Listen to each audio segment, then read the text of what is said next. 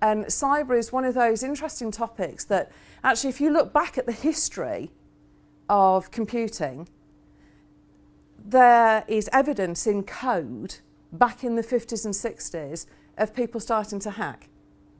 So it's been there almost since the start of computing has become more mainstream. So I just wanted to talk to you about some of the things that sit around cyber. So these days, if you look at ransomware attacks, and who's heard of ransomware? So ransomware is code that's put onto somebody's machine with a view to trying to get you to pay money over to release your data, release your systems back to you. So it's kind of like the stand and deliver of the modern day. There are in the region of 4,000 ransomware attacks every day now. It's huge if you look at the issue around the world. Some of it is targeted when it comes to cybercrime. So if you look at a cyber criminal, a lot of people have in their heads that somebody who's committing cybercrime is a young guy sitting in his bedroom, you know, surrounded by empty packets and empty bottles of whatever, and who's just sitting there playing on a computer and trying to hack into things. These days, cybercrime is more likely to be organised criminal gangs. They run it like a business, and their sole aim is to make profit as a result of doing something that harms other people. So some of it is like that. Some of it is just a scattergun approach where they're trying to see who they can fool as often as they can fool them. So who's heard of phishing attacks? Does anybody tell me what you think phishing is? Haha, this is where you all go quiet. Is it on an email? Yes.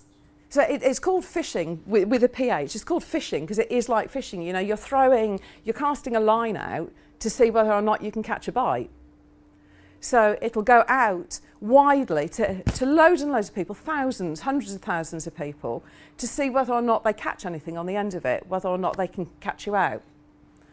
So there's a lot of indiscriminate cyber attacks as well as deliberate ones. And it's not just your ordinary cyber criminal, it's done at government level. There's corporate espionage, there's all sorts of things that go on. So it's individuals as well as companies that both commit cybercrime and are the victims of cybercrime. There's something called smishing that's a new kind of take on phishing, which is SMS phishing. And that is starting to get a lot of vulnerable adults and people who don't really know what's going on in a technology world but have a mobile phone because they need one. And they're being attacked now to give details of their bank accounts, of their savings, of where they've got money, so that people can just fraudulently take that. So it's a big issue, and it's not just a corporate issue.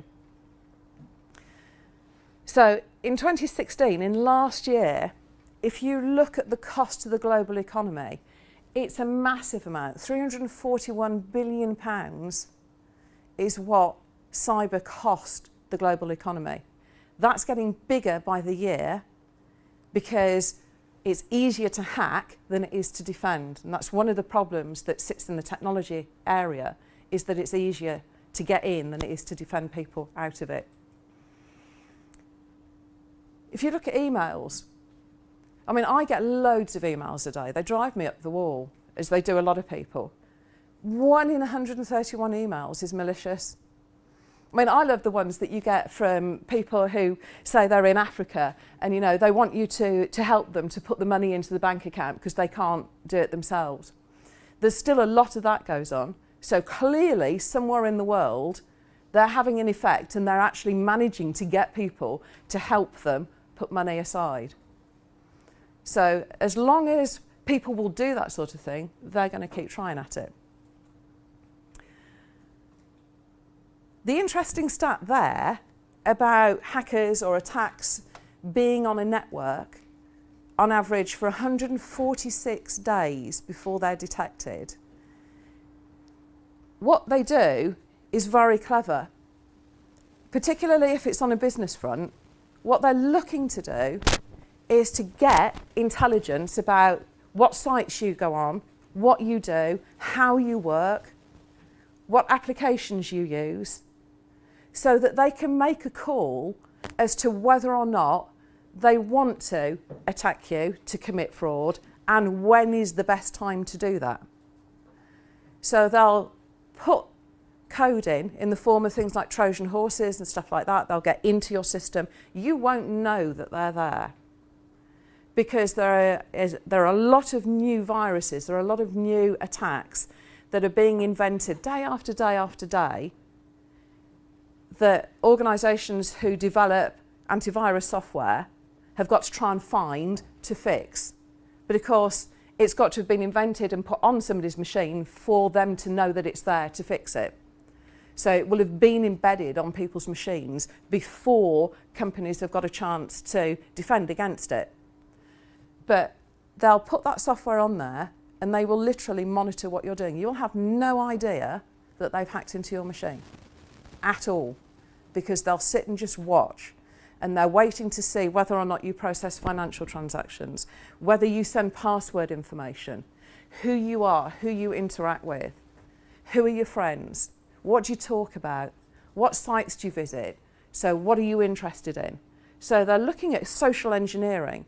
They're looking to see how you live your life so that they can see what they can do to mimic somebody else, to get into your trust sphere, so that you will transfer them. Ultimately, money is in a commercial world is what they're after.